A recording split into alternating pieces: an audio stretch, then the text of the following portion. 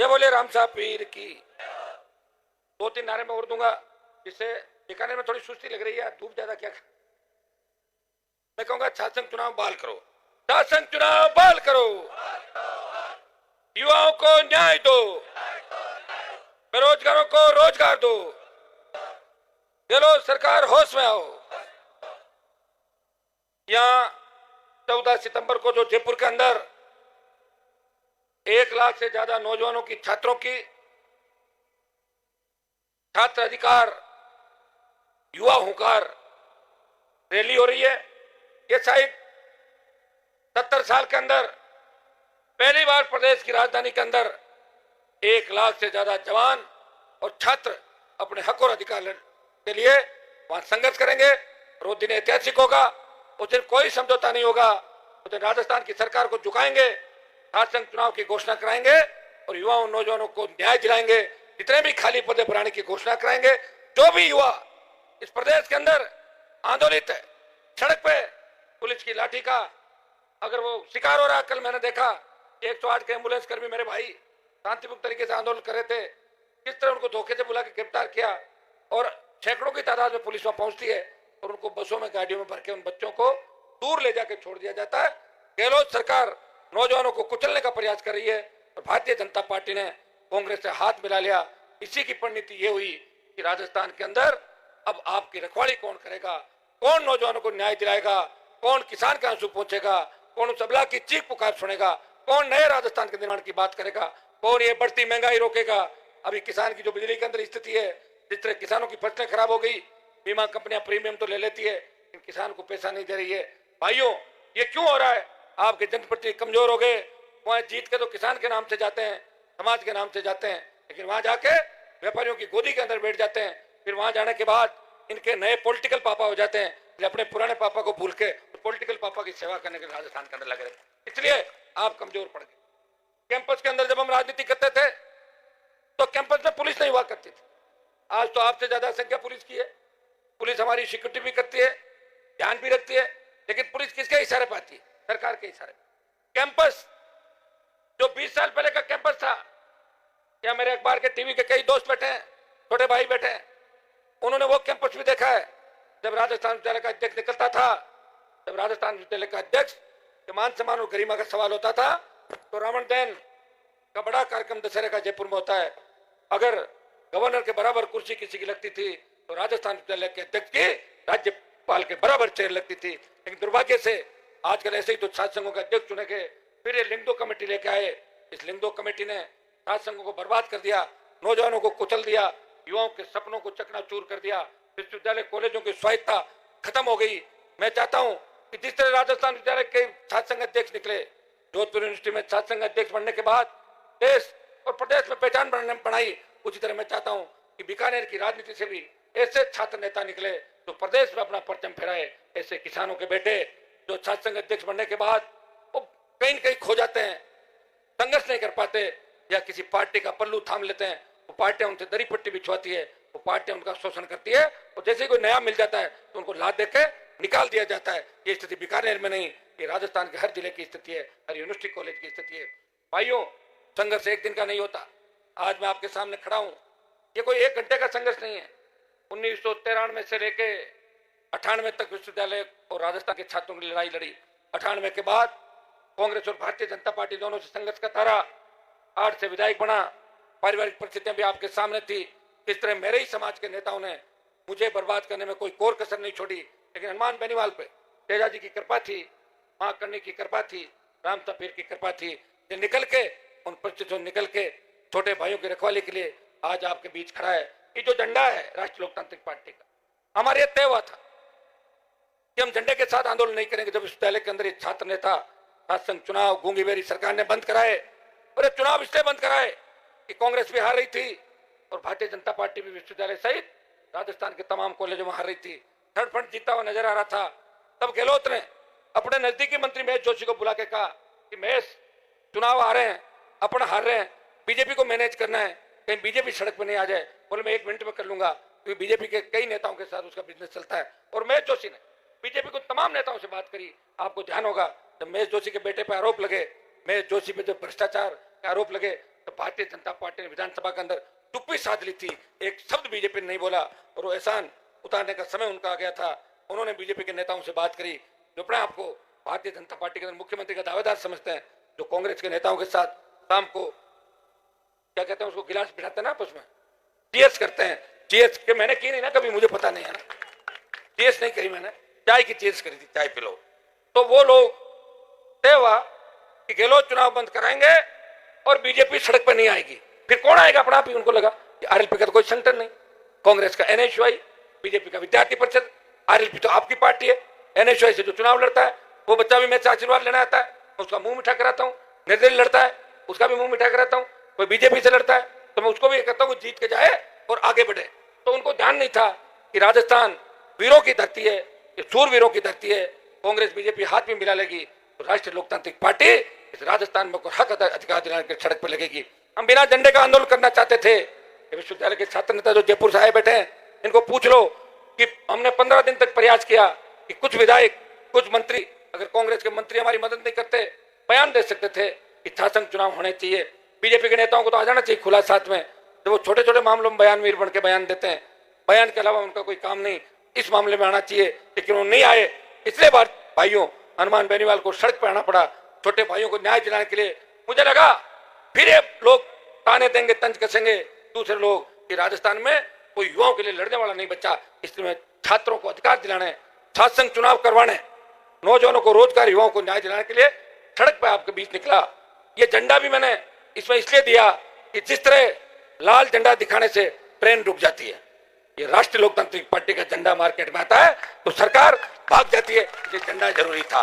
अगर ये झंडा नहीं होता तो डूंगर कॉलेज के अंदर आपको कोई कार्यक्रम नहीं करने देता। जोधपुर विश्वविद्यालय के अंदर मेरी परमिशन रद्द की थी, लेकिन मैं सभा करके आया, आपने देखा होगा। ये झंडा आपकी रखवाली करेगा, ये झंडा हर उस गरीब पीड़ित शोषित तबके की राजस्थान के अंदर रखवाली करेगा। ये झंडे ने कांग्रेस और भारतीय जनता पार्टी के कई नेताओं के होश उड़ा दिए।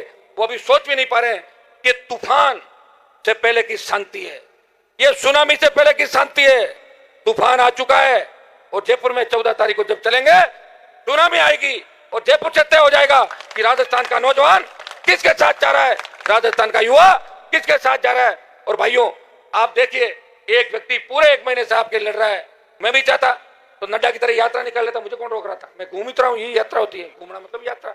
मैं भी चाहता तो सीएम की तरह खूब घूम के अपने जो बताते पाठ पखान करते रहते हैं, हमने ये किया वो किया। आजकल तो अखबार पढ़ने का मन ही नहीं होता।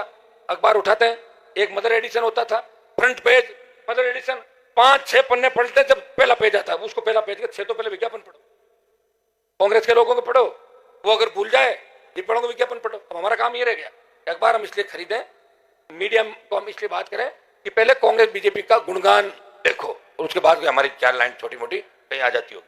मीडिया लोकतंत्र का चौथा स्तंभ है। जहां भी क्रांतियां हुई, केजरीवाल अगर मुख्यमंत्री बना दिल्ली के अंदर, लोगों को इस बात का पता नहीं, अगर मीडिया उसके साथ खड़ा नहीं होता और 6 महीने तक फ्रंट पे नहीं छापता और देश के चैनल अगर उसके अन्ना हजारे का आंदोलन को नहीं दिखाते और केजरीवाल की फोटो नहीं छापते तो कभी मुख्यमंत्री नहीं बनता। मीडिया लोकतंत्र का चौथा स्तंभ है। मैं मीडिया के भाइयों से आह्वान करूंगा, ये राजस्थान के नौजवान और छात्रों की इज्जत का सवाल है, आप इस मामले के अंदर हमारा साथ दें। पुरजोर तरीके से खबरों के माध्यम से नए जिस तरीके से आप कर सकते हैं, बच्चे उत्साहित रहने चाहिए, तभी वो लड़ाई लड़ेंगे। ये लिंग 2 कमेटी के बाद तो स्थिति ऐसी हो गई, एक मुकदमा दर्ज कर दो किसी पे झूठा, वो दोबारा कॉलेज ही नहीं जाएगा। नौकरी के अंदर बच्चों को डर लगता है कि मुकदमा दर्ज हो जाएगा, मेरा करेक्टर सर्टिफिकेट थाने में बनने जाएगा, थानेदार जी तो कह देंगे तेरे खिलाफ मुकदमा, मैं नौकरी थोड़ी जाएगी, मैं कैसे लिख दूं तू सही है, मुकदमे का भर देगा तो नौकरी नहीं लगेगी। ये स्थिति इस प्रदेश के अंदर देखने को मिली। मैं आपको विश्वास दिलाता हूं, ये लड़ाई मेरी नहीं है। बार बार आपको हनुमान बेनीवाल नहीं मिलेगा, बार बार आपको लड़ने वाला नहीं मिलेगा जो हर जाति के लिए तैयार रहता है। वो संघर्ष से पहले जाति नहीं देखता, वो ये देखता है पीड़ित कौन है, और उसको पीड़ित को अगर अन्याय करने वाले मेरे समाज के लोग हैं तो भी उनके खिलाफ मैं सड़क पे उस पीड़ित को न्याय दिलाने के लिए, कई जगह आपने देखा होगा कि पीड़ित को न्याय दिलाने के लिए बैठा और न्याय दिलाते उठा। पिछले समय बजरी के 2 आंदोलन हुए, भाइयों ईडी की एंट्री बजरी में भी हम कराएंगे। जिस तरह के कागज हमारे हाथ लगे तो कांग्रेस और भारतीय जनता पार्टी के बहुत से नेता इन्वॉल्व है। बीच में जो लाल डायरी का मामला था, कि लाल डायरी से ज्यादा बजरी का खेल बड़ा खेल है। हम ईडी की एंट्री चाहते हैं, वैसे ईडी मेरे कहने से नहीं चलती, वो बीजेपी वालों के चलती ईडी और सीबीआई, लेकिन मैं कोशिश करूंगा ईडी दफ्तर का जयपुर में घेराव हो। बजरी माफिया जिसकी दरिया समेटी, अभी मुझे लग रहा है कहीं कहीं छोटी मोटी कोई रह सकती है। मैं आपको विश्वास दिलाता हूं कि बजरी माफिया का भी दिमाग ठीक करेंगे और सरकार में हम आ गए तो माफिया नाम का शब्द इस राजस्थान की राजनीति से उठ जाएगा। फिर कोई माफिया नहीं होगा, न तो शिक्षा माफिया होगा, न बजरी माफिया होगा, न भू माफिया होगा, न पर्यटन माफिया होगा। आपका राज होगा। कोई अगर एग्जाम देने जाएगा वो आराम से तैयारी के साथ जाएगा, उसको भरोसा होगा कि पेपर आउट नहीं होगा। हमारी बेटियां अगर सड़क पर रात को 12 बजे भी निकलेगी, उनको एहसास होगा कि घर के आंगन के अंदर घूम रही है, किसी की हिम्मत नहीं उन बेटियों की तरफ देख ले। ऐसा राजस्थान हनुमान बेनीवाल की पार्टी राष्ट्र लोकतांत्रिक पार्टी चाहती है, लेकिन ऐसा राजस्थान हमें कब मिलेगा? जब राजस्थान का नौजवान प्रत्येक घर से ये शपथ लेकर निकलेगा कि मैं मेरे घर उस दिन जाऊंगा जब तक हनुमान बेनीवाल की आरएलपी पार्टी की सरकार नहीं बन जाती। मैं उसके लिए लड़ूंगा, प्रयास करूंगा। वो 25 साल से लड़ रहा है, मैं आने वाला 2.5-3 महीने का समय राष्ट्रीय लोकतांत्रिक पार्टी को दूंगा, तब जाके सरकार बनेगी। ये तो तय है कि कांग्रेस और भारतीय जनता पार्टी में से एक पार्टी 3rd नंबर पर जाएगी। आरएलपी कड़े मुकाबले के अंदर रहेगी राजस्थान के। जो लोग राजनीतिक विश्लेषक है, उन्होंने बल्लभनगर से लेकर सरदार क्षेत्र तक के चुनाव देखे, जिस तरह नौजवान मचल रहा है, नौजवान उमड़ रहा है। 2 दिन की तैयारी के अंदर आप प्रमुख लोग यहाँ पे आए, यहाँ मैं आमंत्रण देने आया हूँ, रैली करने नहीं आया।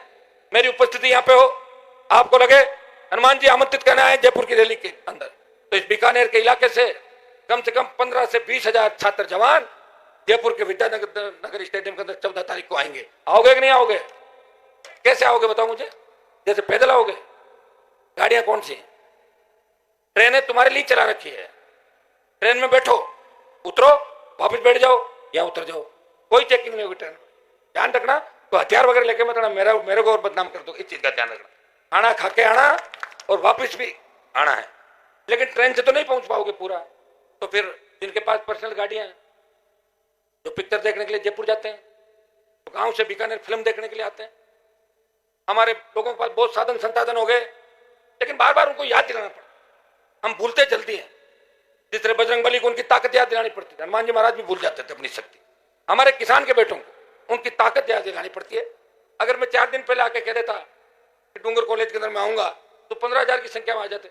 मैंने मैसेज किया, इस बार मैं देखूं बजरी के जो आंदोलन चले उसमें मैं अपील करने नहीं आया, मैं सीधा कार्यक्रम के अंदर आया और सारे बजरी का आंदोलन सक्सेस हुए। यहाँ भी जो बीकानेर के अंदर रॉयल्टी ठेकेदारों की गुंडागर्दी चल रही थी, कांग्रेस पार्टी के कई नेता शामिल थे, उनको भी ठीक कराया। ये प्रभु जी बैठे कोलाइज से, भाई दानाराम जी जो हमारे पार्टी के जिलाध्यक्ष, संयोजक के स्वच्छता अभियान के, विजयपाल माचरा जी, हमारे महाराज साहब, और ये टीम जो यहाँ पे बैठी, रामनिवास बेनीवाल, पवन बिजानिया, राकेश गोदारा, सुभाष केसवा, केसरनाथ सिद्ध, नितेश इंदलिया, राकेश मूंड, रवि नाइक, पंकज चोर, सुरेंद्र गोदारा, हीराराम केसवा, अभिमन्यु जाखड़, धनाराम फौजी, पवन केसवा, तुगाराम बादू, महेश चौधरी जयपुर से, नीरज खीचड़, शिव चौधरी, और हो गए आपके तुलसीराम डूडी, मनोज जाखड़, और जेपी भांगड़वा जी जो तैयारी कर रहे हैं खाजूवाड़ा से, और सारी जो टीम हमारे गार्डवाड़ा से जो चौधरी साहब आए हैं। सम्मानित मंच बोल देता हूँ, जितने भी चुनाव लड़ने वाले मीडिया के मेरे साथी और आप सब पधारे हुए जो नौजवान है भाइयों, मैं आपके बीच आमंत्रण देने के लिए आया हूं कि जयपुर के इस कार्यक्रम को ऐतिहासिक बनाना है। और कार्यक्रम ऐतिहासिक कैसे बनेगा?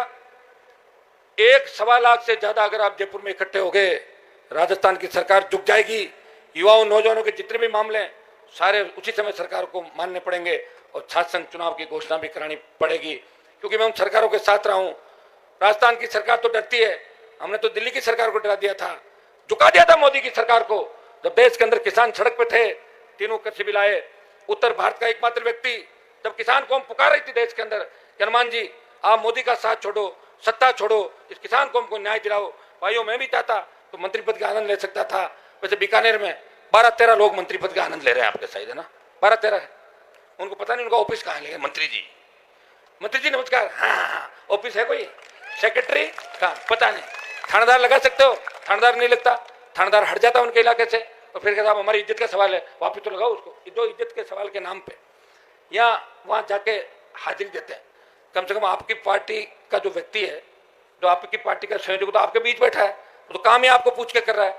तो भाइयों ये जो हालात बने, इन हालात के लिए हम सब जिम्मेदार हैं। बीकानेर के अंदर जब मैंने रैली करी थी 2018 में, तब भी आप 3 लाख से ज्यादा संख्या में 3-4 लाख लोग आए थे, लेकिन राष्ट्रीय लोकतांत्रिक पार्टी के कैंडिडेट को खजूड़ा में कम वोट मिले, बाकी उम्मीदवार तो नए थे, एक एक दिन में इनको उतारा, वोट चला गया। लेकिन अब तो 5 साल से लड़ रहा हूं ना आपके बीच में। कोई लड़ रहा है क्या राजस्थान के अंदर? हाँ लड़ रहा है। गहलोत पायलट से लड़ रहा है, वसुंधरा बीजेपी वालों से लड़ रही है, और गहलोत वसुंधरा ने हाथ मिला लिया। और अशोक गहलोत कहते हैं कि मेरी सरकार चली जाती अगर वसुंधरा नहीं होती और कैलाश मेघवाल नहीं होते, और उसके बदले में फिर मेघवाल से आरोप लगवाए जाते हैं। देश के कानून मंत्री पर आरोप लगे कि वो भ्रष्टाचारी है, तो हमने मांग की कि प्रधानमंत्री जी आप बयान दो, जब आपका कानून मंत्री भ्रष्ट है तो इससे बड़ा आरोप तो फिर आप पे बचेगा प्रधानमंत्री पे खुद पे। और ये आरोप कौन लगा रहा है? ये भारतीय जनता पार्टी के नेता लगा रहे हैं, ये आरएलपी नहीं लगा रही है। मैं तो एक ही आरोप लगाता हूं कि कांग्रेस बीजेपी मिले हुए हैं, और मेरे आरोपों में सच्चाई है। सीएम ने खुद कहा था कि वसुंधरा ने मेरी सरकार बचाई। अब जब छात्र संघ चुनाव बंद कराए तो पर्दे के पीछे दोनों पार्टियों ने बात करी, और उसी का परिणाम है कि राजस्थान विश्वविद्यालय की राजनीति से निकले हुए, जोधपुर की राजनीति से निकले हुए उन तमाम 50 से ज्यादा नेताओं को मैं पूछना चाहता हूं, आप युवाओं के, नौजवानों के हक की बात करते हो, जब छात्र संघ के चुनाव ही बंद हो जाएंगे तो कहां से नौजवान नेता लाओगे? यही नेताओं ने तंग कर लिया, इनके बेटे बेटी, भतीजा भांजा, बेटे की बहू और भाई यही राजनीति के अंदर आए। ये इन्होंने सोच लिया ये कारण हो सकता। लोग मुझे भी कहते हैं कि अरमान जी आप हमारे पर आरोप लगाते हो, आपने अपने भाई को एमएलए बना दिया, उसका भी मैं आपको क्लियर कर देता हूं।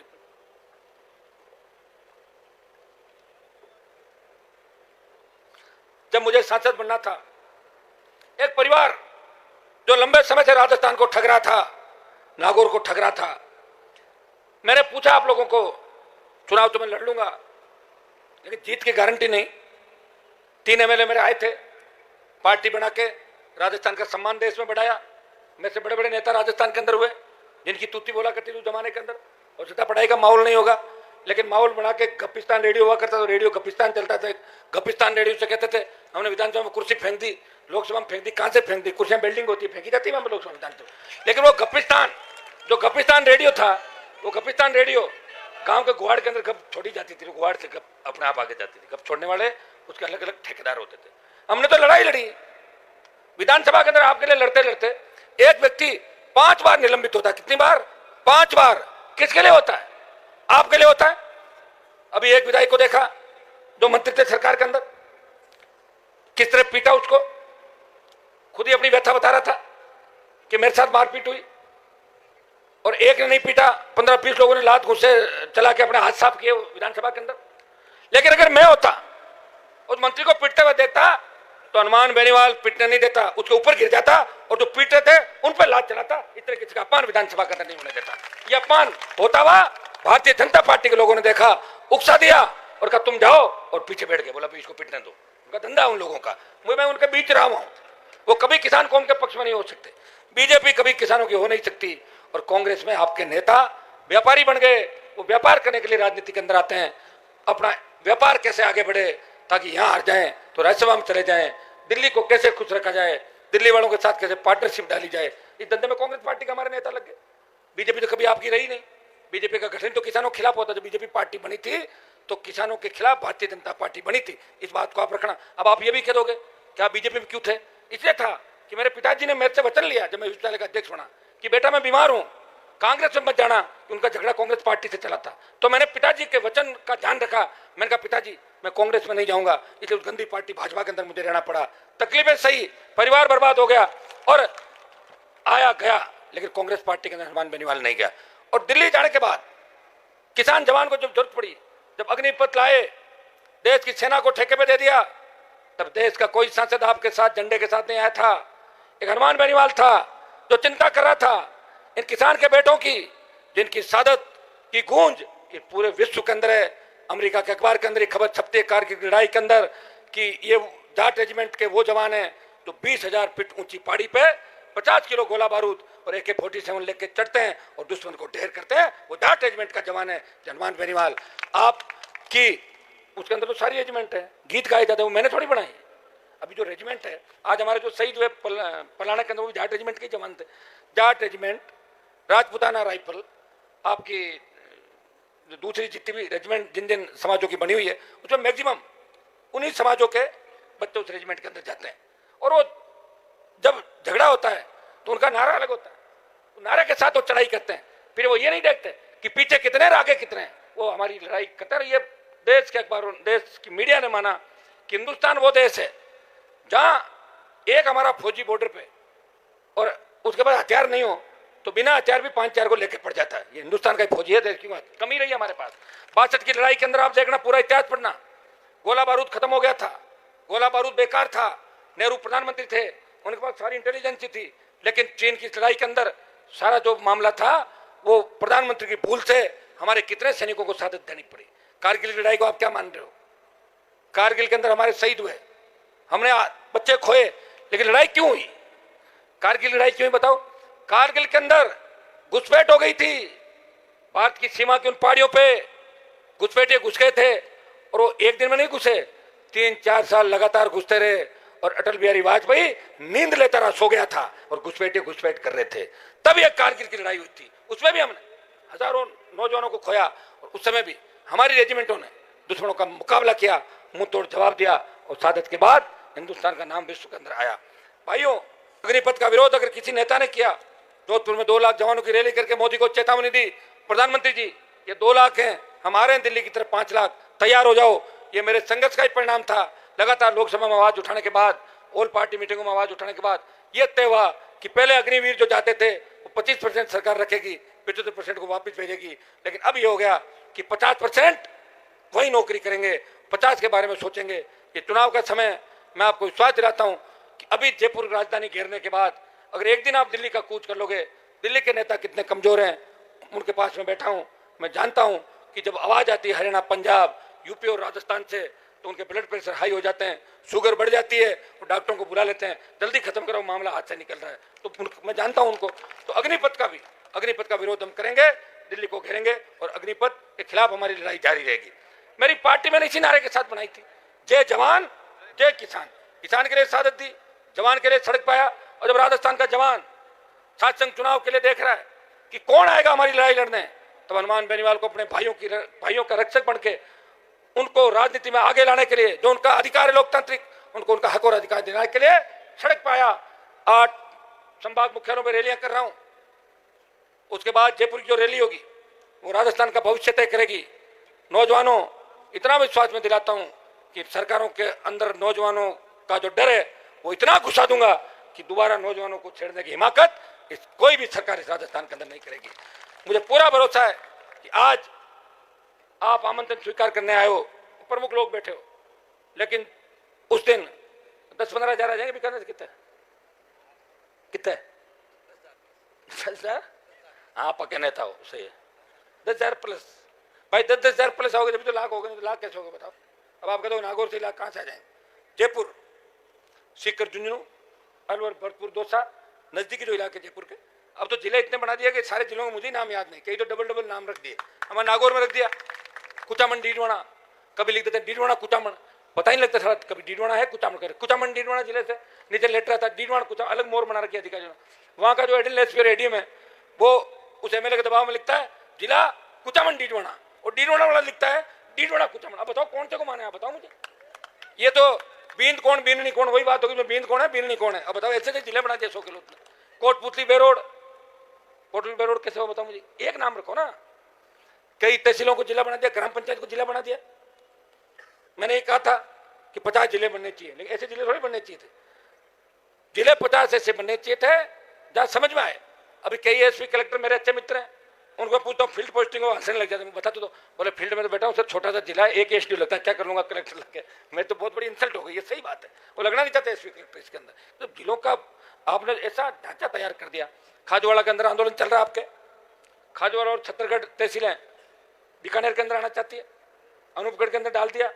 हमने इस आंदोलन को समर्थन भी दिया, और हमने कहा अगर नहीं बनाते हो तो नया जिला और बना दो। क्यों? आपका हाथ की बात है गहलोत जी, आपने इतनी रेवड़ियां बांटी है, 10-15 और मार दो, चुनाव तक इतने में आचार संहिता लग जाएगी।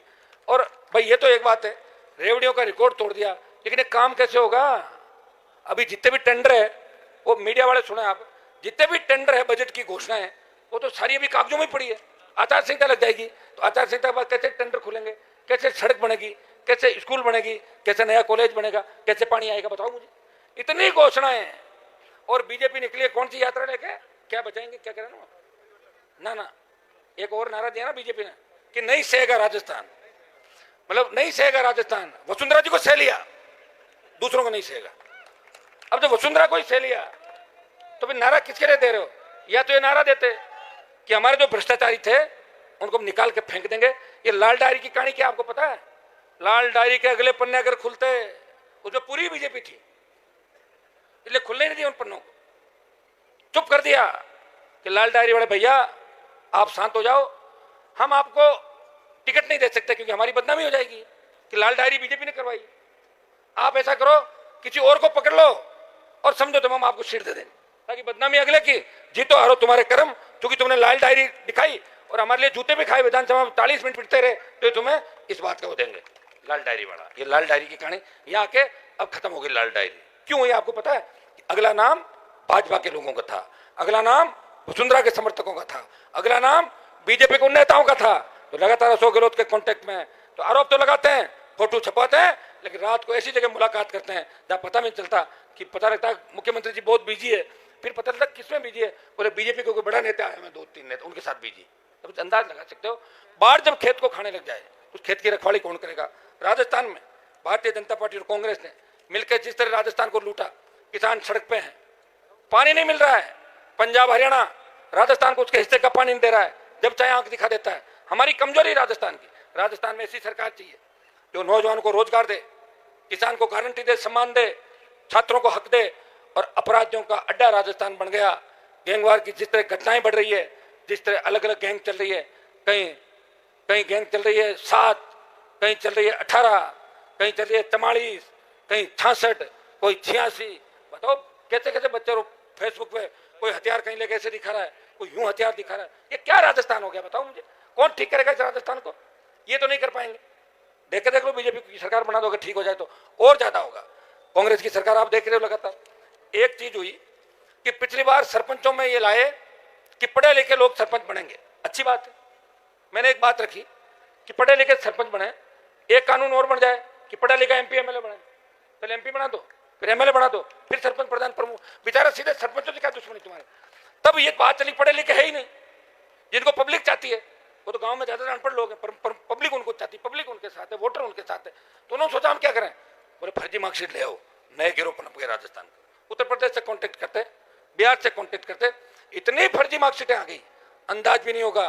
लेकिन जब वसुंधरा की फर्जी मार्कशीट का धंधा बदनाम हुई बीजेपी, तो अशोक गहलोत ने कहा वसुंधरा जी चिंता मत करो, मैं आपकी बदनामी भी कम करूंगा क्योंकि आपने मेरा हमेशा साथ दिया, इसलिए मैं पेपर लीक, सारी पेपर लीक करा दूंगा। करा दी ना पेपर लीक? बोले तुम तो फर्जी मार्कशीट तुम्हारे राज्य में आई है तो पेपर लीक करा के आपकी बदनामी को धो दूंगा। लोग जब भी कहेंगे कि वसुंधरा के समय तो फर्जी मार्कशीट आई थी, 3-13 भर्ती रद्द हुई, गहलोत जी तो पेपर ही आउट करा दिए सारे सारे। अच्छा पेपर आउट कराने वाला कौन है बताऊं आपको? उनकी सरकार के मंत्री, कांग्रेस के बड़े नेता।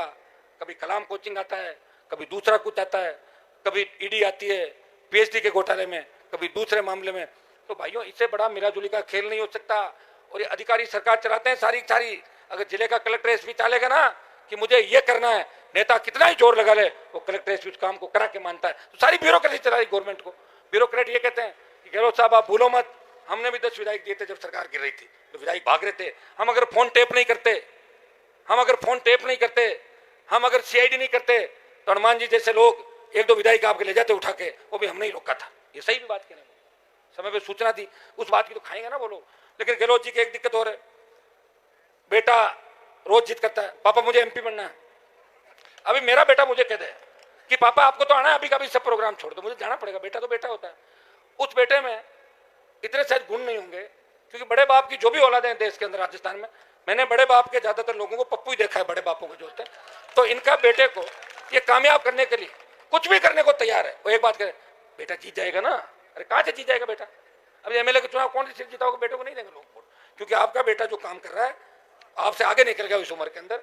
जब आप वाली उम्र में आएगा तो पता नहीं क्या क्या खेल खिलाएगा राजस्थान, क्या क्या गुल खिलाएगा राजस्थान के अंदर। उनकी मजबूरी है कि घर के अंदर जब आदमी जाता है उसे बेटा और उसका परिवार दिखता है।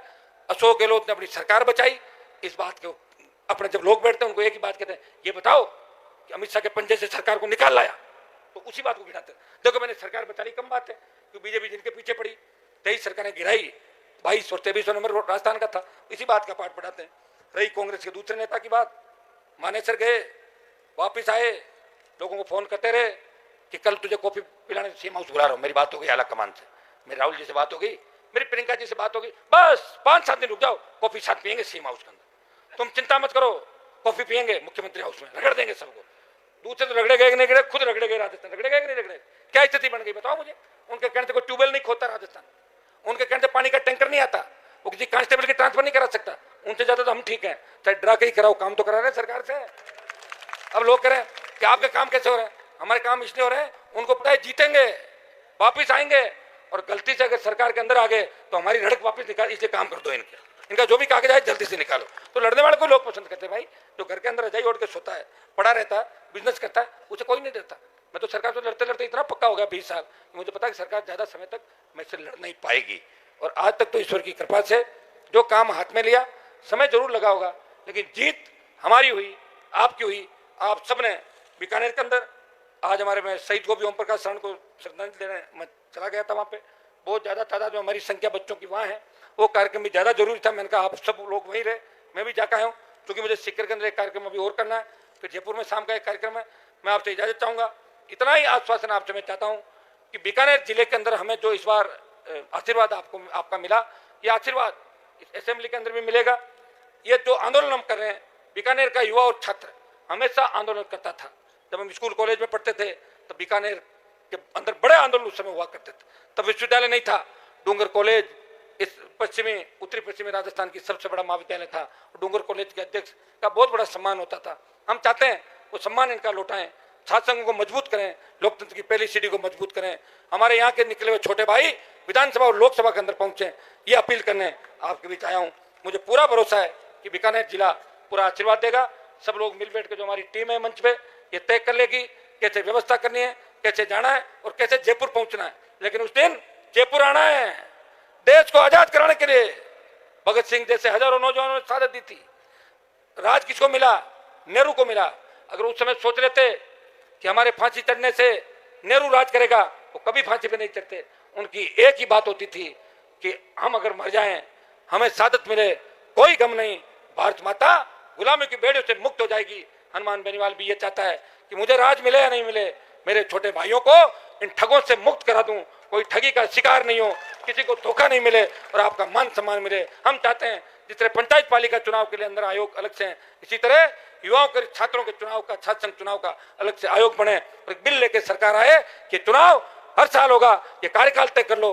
मैं तो ये चाहता हूँ कि चुनाव का कार्यकाल 2 साल का हो जाए। कैसा रहे भाई मैं, ताकि तुम्हें भी आराम से भ्रमण करने को मिल जाए। 2 साल का, 1 साल में होता क्या, अगर सितंबर जनवरी में ताला लगा देते हैं, कम से कम 1.5 से 2 साल अध्यक्ष का कार्यकाल रहना चाहिए। ये मेरी कुछ मैं कह रहा हूँ, लेकिन 1 साल में ही खुश है। ये तो 1 साल में बहुत बड़ी बात है। अरे लिंगदो की बात, लिंगदो अगर अशोक गहलोत नहीं हटाएगा, मैं आपको विश्वास दिलाता हूँ, हम अगर सत्ता के नजदीक आए, सत्ता में आए, तो लिंगदो कमेटी तुरंत सबसे पहले हट जाएगी। पूर्व की बात ही सांसद के चुनाव होंगे, इतना ही मैं विश्वास आपको दिलाता हूँ। यहाँ अलग अलग संगठनों के छात्र नेता बीकानेर के अंदर आए, उन सबका स्वागत। मेरा तो कोई छात्र संगठन है नहीं, मेरी पार्टी है, वो आपकी पार्टी है, वो जवानों की पार्टी है, किसानों की है, 36 कौम की पार्टी है। 36 कौम की पार्टी कौन सी होती है बताओ मुझे, जिस पार्टी के अंदर 36 कौम के विधायक जीतते हैं। मेरी पार्टी में 3 MLA, वो एक जाट जाति से, एक मेघवाल है और एक बावरी समाज से। आप बताएं है कि नहीं 36 को? MP में हूँ।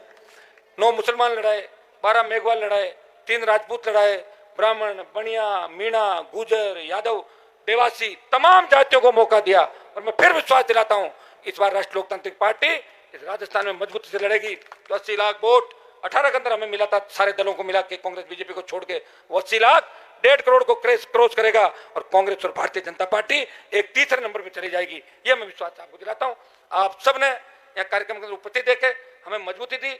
आज जो लोग नहीं आ पाए, आप सोशल मीडिया के माध्यम से, अपने अपने दूसरे माध्यम से अपने भाइयों को फोन करोगे।